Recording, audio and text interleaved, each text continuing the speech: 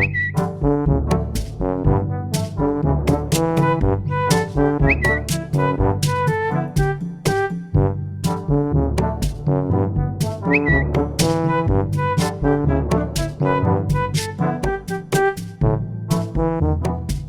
cabe duda de que las noticias falsas o fake news se han apoderado de nuestras redes sociales y seguramente pasarán a la historia como uno de los elementos que definan a esta generación. Sin embargo, la idea de esparcir noticias falsas para ganar notoriedad, para desacreditar a un personaje o a un movimiento o para esparcir la confusión no es una idea nueva. Claro que antes no se difundían con la velocidad que en la era digital. Hoy vamos a hablar de una de ellas que afectó al mundo del cine y de la música, alcanzando personajes tan distintos como Elvis Presley y Agustín Lara.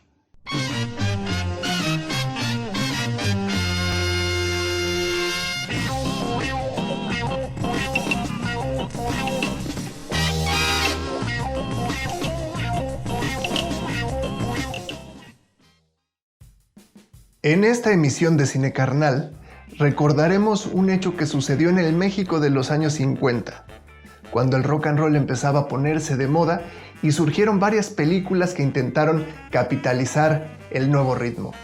Una de ellas destaca no solo por lo curioso de su realización, sino por la estrategia de publicidad que utilizó.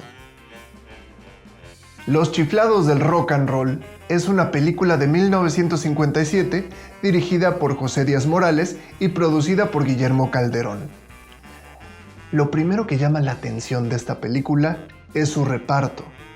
Cualquiera pensaría que una película que se llama Los chiflados del rock and roll sería estelarizada por, no sé, comediantes como Tintán, Resortes o El Loco Valdés, o por artistas juveniles del momento como Chachita, El Pichi o qué sé yo, pero no.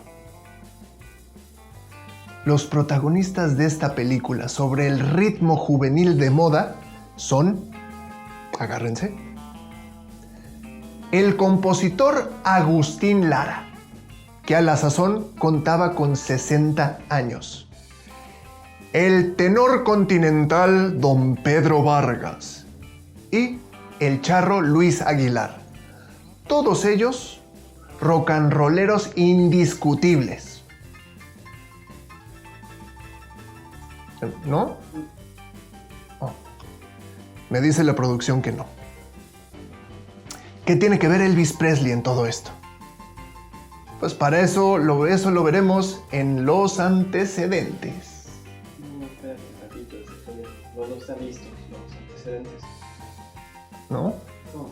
Ah, bueno. Entonces lo veremos en los antecedentes. Durante la segunda mitad de la década de los 50, el rock and roll empieza a abrirse paso en México. Tímidamente primero, con algunos números bailables interpretados por las grandes orquestas del momento. Poco a poco su popularidad empieza a crecer gracias a la exhibición de cintas en donde participan Billie Holiday y Elvis Presley. Este último pasa a ser coronado por la audiencia mexicana como el rey indiscutible del rock and roll y es percibido como el inventor del género. Tanta popularidad había ganado que hasta se hablaba de una presentación de Elvis en el Auditorio Nacional. Hasta que un día 19 de febrero de 1957, el periodista Federico de León lanzó una nota en la que se leía: las radiodifusoras de la frontera norte de la República declararon un boicot contra Elvis Presley porque este declaró en reciente entrevista por la TV: prefiero besar a 3 negras que a una mexicana. Nadie se tomó la molestia de verificar la noticia. Ni siquiera se contactó con las emisoras que supuestamente habían invitado al boicot. Pero en poco tiempo la noticia se expandió como el fuego ante la irritación de una opinión pública muy conservadora. Las radiodifusoras se apresuraron a retirar no solamente la música de Presley, sino todo lo que sonara a rock and roll. Hasta se convocó a hacer una pira en la avenida Reforma en donde se quemarían discos y fotografías del cantante y al son del mariachi proclamarían la muerte del rock and roll. La prensa amarillista se dio un festín durante los días siguientes. A nadie pareció importarle el trasfondo racista de las supuestas declaraciones. En cambio, atacaron a Elvis acusándolo de degenerado y afeminado. Antes del incidente, el productor Guillermo Calderón se encontraba preparando una película que sacara provecho de la popularidad del nuevo ritmo. El título, Los chiflados del rock and roll, y los números musicales que incluía aseguraban la afluencia de los jóvenes. La presencia de personalidades como Agustín Lara y Pedro Vargas garantizaba la asistencia del público más conservador.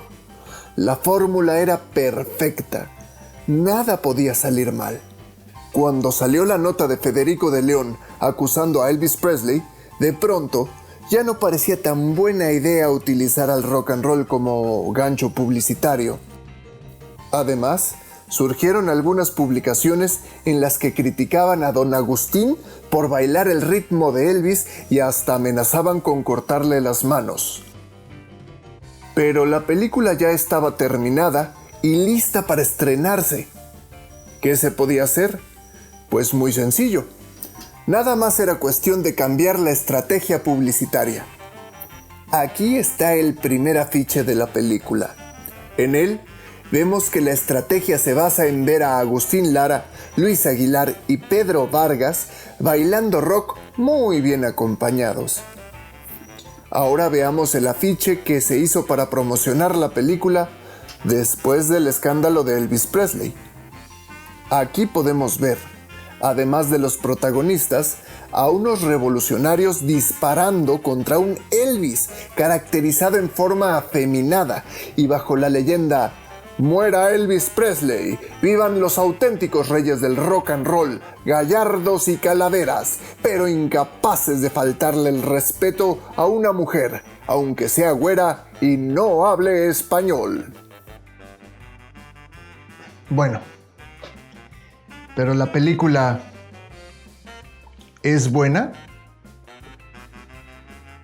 Veamos el argumento. ¿Ya tenemos cortinilla? Sí, ya, ahí está. Sí. Por lo menos usaste hojas recicladas. Argumento. Luis, Agustín, Pedro, Ana y Clara son los dueños del cabaret Los Bohemios, el cual está en quiebra después de una costosa inauguración. Para salvar el negocio, el grupo viaja hasta San Miguel el Alto, en donde planean pedirle dinero prestado al tío de Luis. El tío, interpretado por Eulalio González Piporro, les niega el préstamo, pero le ordena a Luis casarse con su ahijada Paloma, interpretada por Rosita Arenas. Luis invita a Paloma a convertirse en socia y estrella del cabaret, y ella, enamorada de Luis, acepta. Pero cuando se entera de que Luis y Ana tuvieron una relación, se marcha despechada al pueblo. Luis va a buscarla y finalmente le confiesa su amor. El argumento es poco más que una excusa para conectar distintos números musicales en donde sobran protagonistas. Los personajes de Agustín Lara y Pedro Vargas no aportan nada a la trama aparte de su fama y sus respectivos números musicales. Ahora vamos a la parte de la actuación.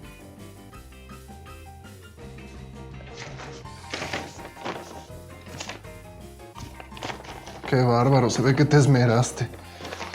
¡Actuación!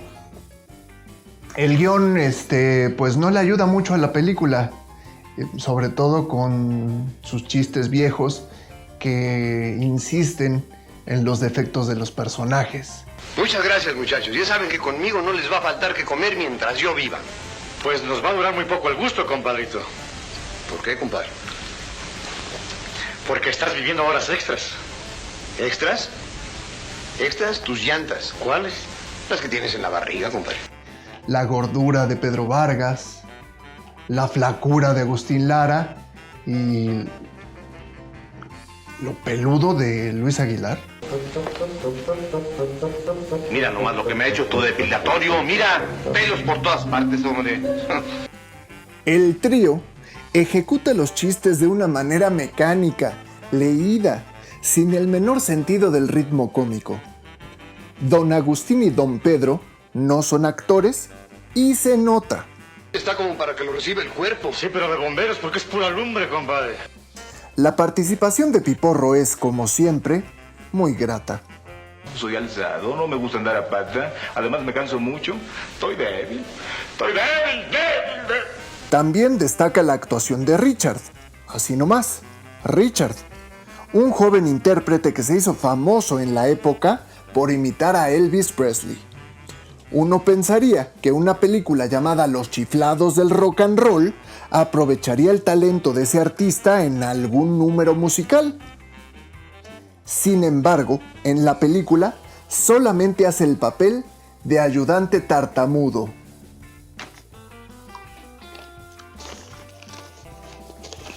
Producción. ¿En realidad bailan en la película? ¿Bailan rock and roll? Como los quiero mucho, les voy a ahorrar la pena de ver a don Agustín Lara y a don Pedro Vargas bailando rock. Bueno, está bien. Ahí les va un pedacito.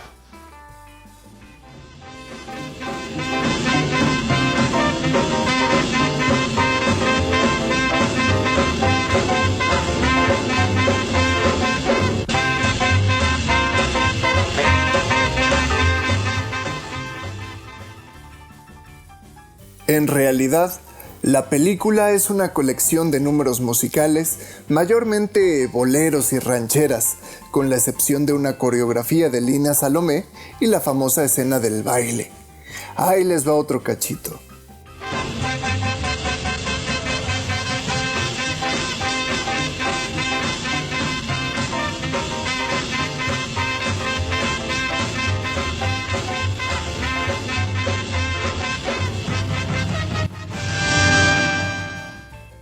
Se trata de una película que trató de cortar todas las esquinas posibles, incluso metiendo imágenes de archivo de un concurso de rock and roll en Estados Unidos. ¿Por qué verla? ¿En serio?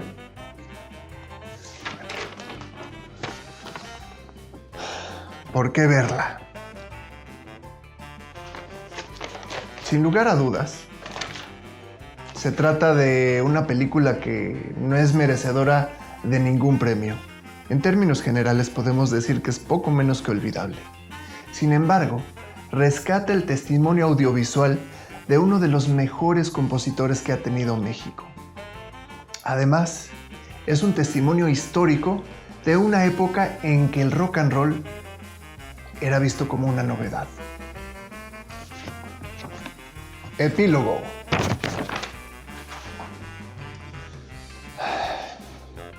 ¿En qué terminó todo este asunto de las fake news cincuenteras?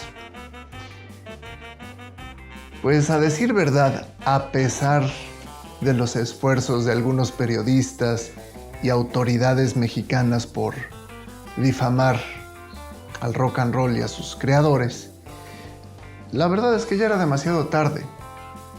Los jóvenes, tanto aquí como en otras partes del mundo, se entregaron por completo a este ritmo, a esta música que desafiaba los estándares estéticos de las generaciones anteriores y cuestionaba hasta cierto punto la estructura de autoridad patriarcal.